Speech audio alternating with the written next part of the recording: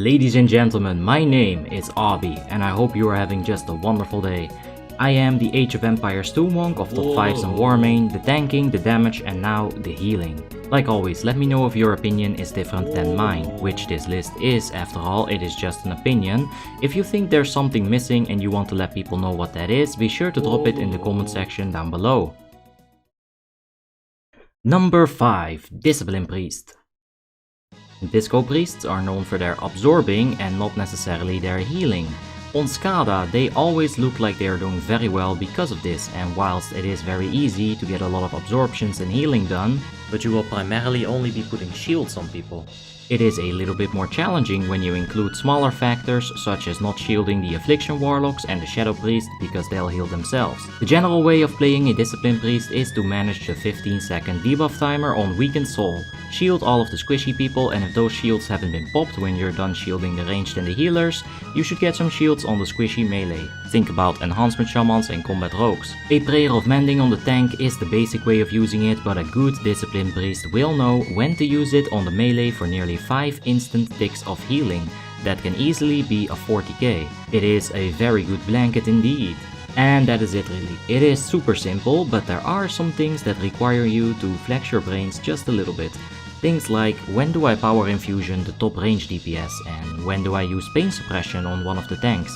It requires a little bit of thought and often some communication as well. It feels rewarding and good to give your friends your powerful external buffs. Every raid is going to need at least one Discipline Priest, they are too good to not have. Healing has a very obvious cap on it. When all 25 raid members are fully healed, you cannot heal them more. Except for Volunteer users, I guess. And also for Disciplined Priests. They will put extra health on top of someone's already full health bar. Imagine at least 10k effective health that has no overhealing potential.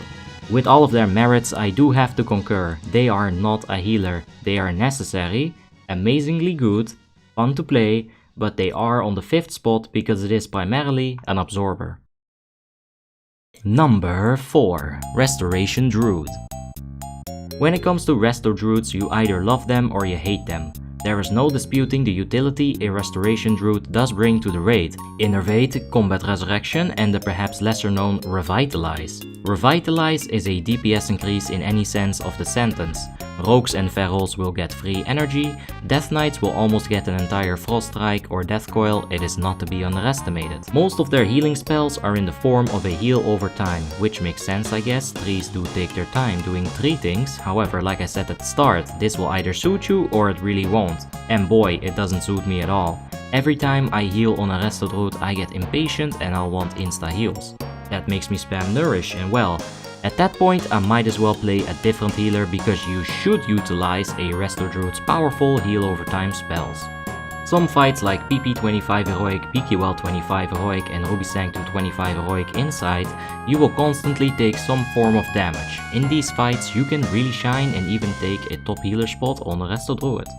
There is also a nice little trick with Omen of Clarity. The clear casting effect on this spell will make it so that your next spell will be cost free. Life Bloom gives you back some mana when it flourishes or is dispelled, so theoretically if you use only Life Blooms on clear casting, you should have infinite mana. Resto Druids are not bad, in fact they have a lot of things going for them, but this is my list. I cannot play one properly, I'm not interested in learning how to play one properly, but I do respect their potential. Number 3. Holy Priest. What? Holy Priest over a Restoration Druid? What the heck, Abi? You always took a Resto Druid over a Holy Priest to the raid, so shouldn't Holy Priest be 4th? I think that the 4th healer slot is optional, and let me explain what I mean with optional. If you are familiar with super duper hyper accelerated wormhole jumping 109k ignite tick endgame PvE, you'll know that 3 healing is not impossible. In fact, it is a step a lot of guilds make in their main run once they've gotten a few LODs down, that is Lich King 25 Heroic. With that in mind, I cannot put either Resto Druid or Holy Priest above the next 2 picks. However, I do think Holy Priest has a very unique spell that, if you've been following this channel, you'll know that I love it a lot. Zoom.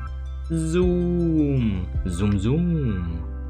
Ah shit, I got hamstrung. Zoom! No wait, I'm still too slow. Zoom! Zoom! Well, fuck, I'm dead.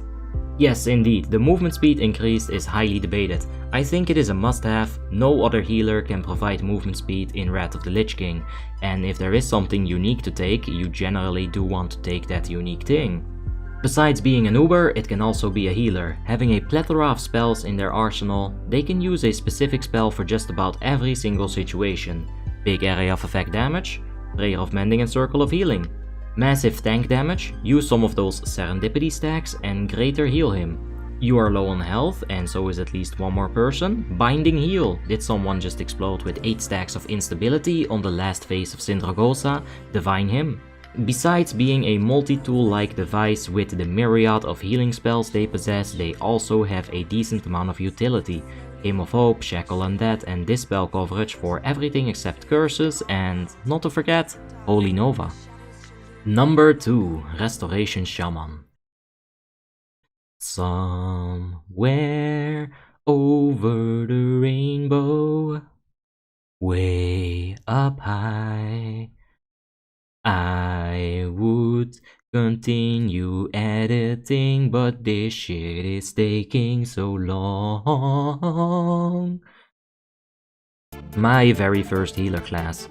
I thought it was really bad when I started playing Restoration Shaman. I couldn't heal my group in Forge of Souls Heroic. That was my first real struggle, and a good friend of mine told me that he also found Forge of Souls Heroic a little challenging, so you know it must be true. Soon I found out that mana management is much harder than just smashing the keyboard and doing some DPS. The pressure of health bars ticking down whilst I couldn't cast fast enough to reverse the sands of life.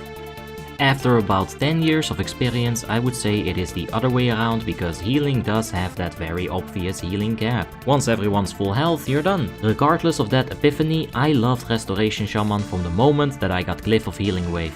Alongside Ancestral Awakening, you will have a chance to heal 3 people at once with a single critical healing wave. Once I learned how to manage my mana with timing my mana tide properly while combining it with a powerful external Hymn of Hope and also keeping my water shield up, the minor and major glyph for water shield can help a lot early.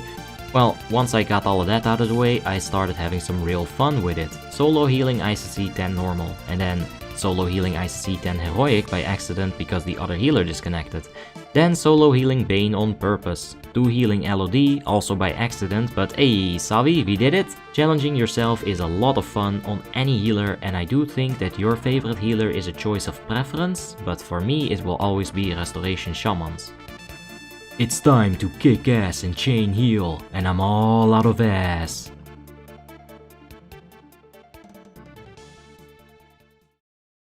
Numero uno, Holy Uno. Another top 5, another paladin at the top. Are you perhaps biased, Obby?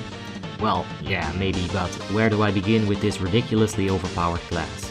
The fact that they have the easiest access to infinite mana in the game, with Divine Plea spam in combination with an offensive healing cooldown to mitigate the healing reduction on Divine Plea, and Seal of Wisdom can give you so much free mana if you just work some auto attacks and maybe a Shield of the Righteousness in.